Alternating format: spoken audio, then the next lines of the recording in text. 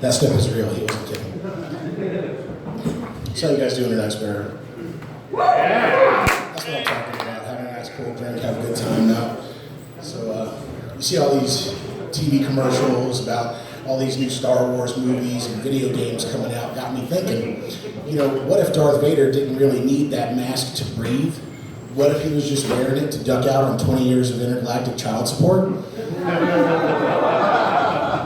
Like, that'd be a crazy episode of like Maury in space, his head's in a jar like Futurama, and he's like, "You are the father." Any other 80s babies in here other than me? That's what I'm talking about.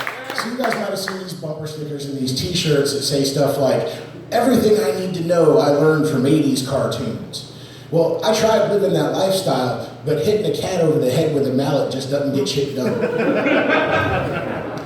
So, there's a lot going on in this world today that I'm not too keen on, and I think I finally figured out what we could do to help things out a little bit. We're missing something that we used to have. The G.I. Joe public service announcement. They used to tell us some really important shit about how to live our lives, like, don't be an asshole. Or if you see a live power line, leave it alone. Or if your house is on fire, get the fuck out. Like, I think we could learn some things if we brought these back. Here's a couple of examples. Let me set the scene for you. Somebody's driving down the highway. They got a phone in one hand, texting. They got a beer in the other hand.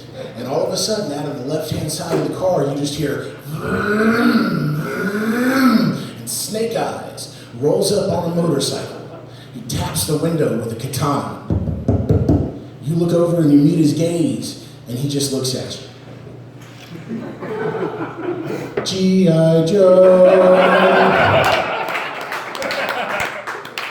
Here's another one, anti-bullying. That seems to be a big thing right now. So you got two kids on a baseball field.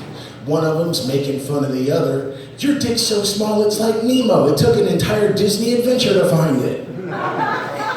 Out of nowhere, you see Sergeant Slaughter running up from the outfield.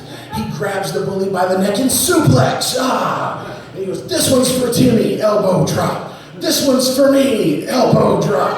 "And this one's for the good old US of A, G.I. Joe." But you only ever see the good guys in these PSAs. What about the bad guys? I think we should give Cobra Commander his shot, He'd have a campaign against, like, FaceTiming in public. So here, set the scene for you. You got a woman sitting on her phone in the middle of the mall food court. Everybody's trying to enjoy a nice meal, but they can't because all they hear is this woman going, "This man ain't shit. I got 5 kids, ain't feeding no damn body." Cobra Commander walks up out of the background, walks over to her and is like, "I lead a ruthless terrorist organization and I wouldn't do that shit. It's common courtesy. G.I. Joe."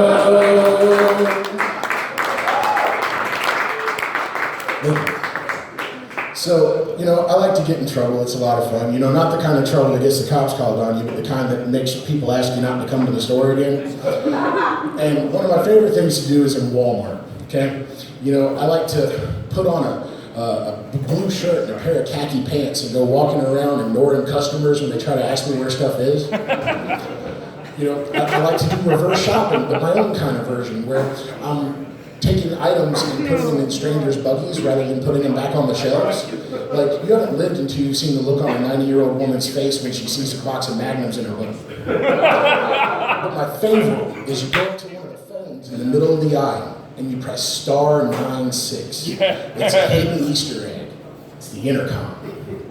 Dude, attention, Walmart shoppers. Clean up on aisle 7.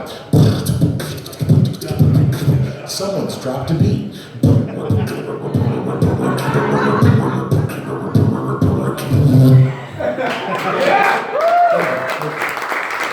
So, I've got the yellow light, so I'm going to leave you guys with a thought here. I think the world would be a much cleaner place if we put Swiffers on the end of all the blind people's canes. My name's Joe. I hope you guys have a good night.